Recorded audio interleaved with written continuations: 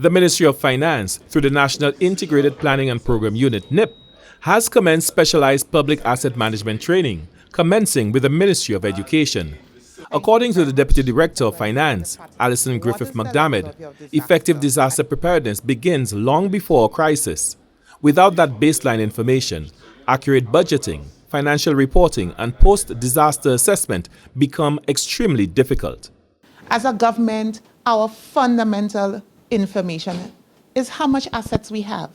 And so therefore, we need to capture it, not just capture for capturing's sake, but capture it where it can be usable, where various persons can get that information in a one portfolio, where we will call a database, where various persons can use. So whether you want it for a social component, whether you want it for a building, whether you want it from an engineer, where you just want it as a government to know where are the primary places that I need to put my focus on.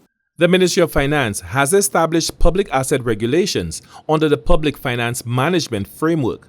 These regulations outline how government assets are to be classified, recorded, purchased, maintained, and ultimately disposed of.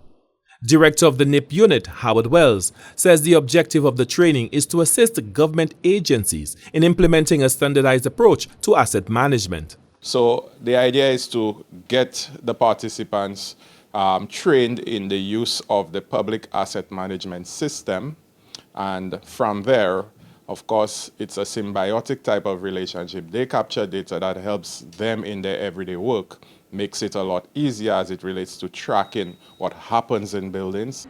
Participants are being trained to use the Public Asset Management System, or PAMS, a web-based platform designed to support both asset tracking and long-term infrastructure planning. Workshop facilitator and civil engineer at the NIP unit, Fabian Felix, expounded on the benefits of the system. So the system has two major components. One is a long-term planning component, which looks at infrastructure systems. We've categorized all infrastructure systems in St. Lucia in about 15 sectors. So those systems, they talk to each other. It's a system of systems. What happens in one sector affects the other sector.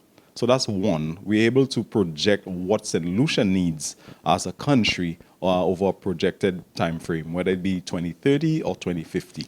The other component looking at infrastructure systems is the risk and vulnerability component. So we are able to assess various climate hazards on those infrastructure systems, whether it be current systems or future systems.